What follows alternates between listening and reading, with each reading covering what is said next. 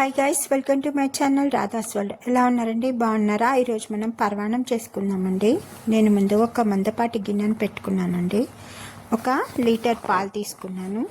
ముందుగా పాలు బాగా మరిగించుకోవాలండి. మంచి చిక్కటి పాలు తీసుకున్నానండి. 1 లీటర్ తీసుకున్నానండి మిల్క్.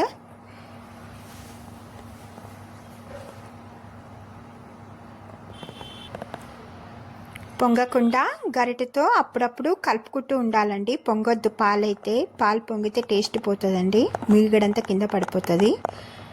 నేను పెసరపప్పు నానబెట్టేసుకున్నానండి. బియ్యం పెసరపప్పు ఫ్రై చేయట్లేదండి. పెసరపప్పు నేను రెండింటిని కడిగి పెట్టేసుకున్నానండి ఆల్రెడీ. చూడండి, బెల్లం తీసుకున్నానండి. బెల్లం మంచి తాటి బెల్లం తీసుకున్నానండి. మంచి స్వీట్ తాటి బెల్లం, కానీ డార్క్నెస్ వస్తుంది, కానీ టేస్ట్ మాత్రం చాలా బాగుంటుంది. మీ దగ్గర ఏ బెల్లం ఉన్నా అవైలబుల్, ఏదున్నా చేసుకోవచ్చు. కానీ సాల్టెడ్ బెల్లం ఉంటుంది కదా, అది టేస్ట్ రాదండి పరమాన్నంకి. ఇప్పుడు పాలు పొంగుతున్నాయి, కలుపుకుందాం ఒకసారి.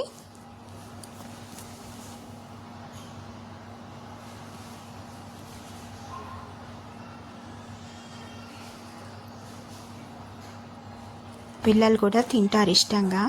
ఇప్పుడు మనం పాలు బాగా మరిగినాయండి. ఇప్పుడు మనం పెసరపప్పు బియ్యం వేసేసుకుందాం. ముందుగా నేను బియ్యం వేస్తున్నానండి. నేను ఒక చిన్న కప్పు రైస్ తీసుకున్నానండి. ఇప్పుడు పెసరపప్పు వేసుకుందాం.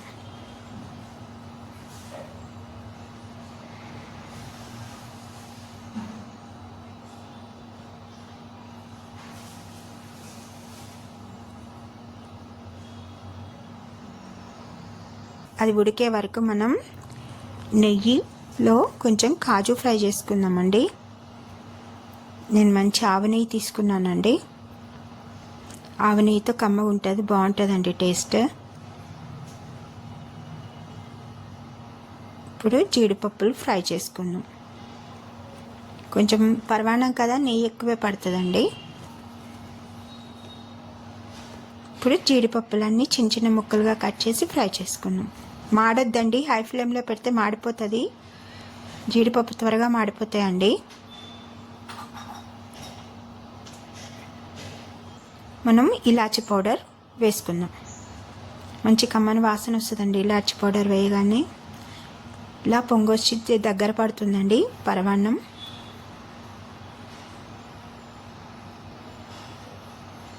మా ఆంధ్ర సైడ్ అయితే పరమాన్నం ఇట్లా చేసుకొని పెసరపప్పు వేయకుండా ఉత్తగా అన్నంతో ఉడికించి బెల్లంతో చేసి ముద్దపప్పు నెయ్యి వేసుకొని తింటారండి. చాలా బాగుంటుంది టేస్ట్.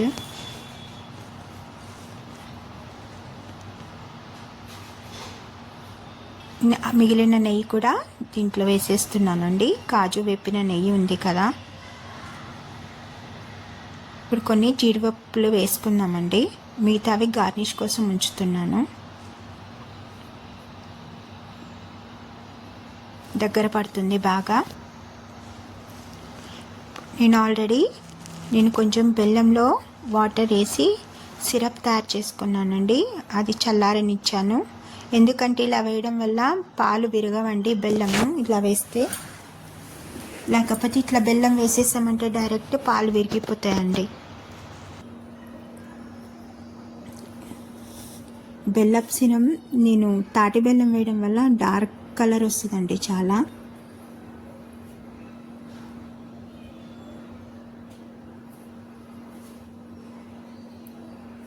చూడండి, చాలా దగ్గర పడిపోయిందండి. ఇప్పుడు ఈ బెల్లం పాకం వేసేసుకుందాం. పూర్తిగా చల్లారిపోయిందండి, బెల్లం పాకం చల్లారింది.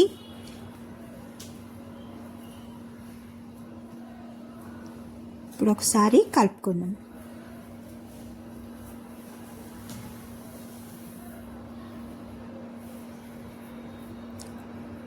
చూడండి, పాలు విరగలేదు చల్లటి సిరప్ వేయడం వల్ల. చూడండి, డార్క్గా వచ్చింది. చూడండి, తాటి బెల్లం కదా, డార్క్ వచ్చేసింది పరమాన్నం. చూడండి, దగ్గర పడిపోయింది.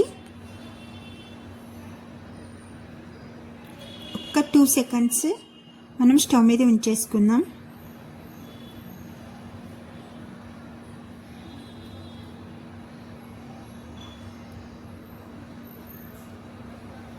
చూడండి ఎంతో బాగా టేస్టీగా ఉండే మన పరమాన్నం రెడీ అయిందండి. ఒక బౌల్లో తీసుకొని గార్నిష్ చేసుకుందాం.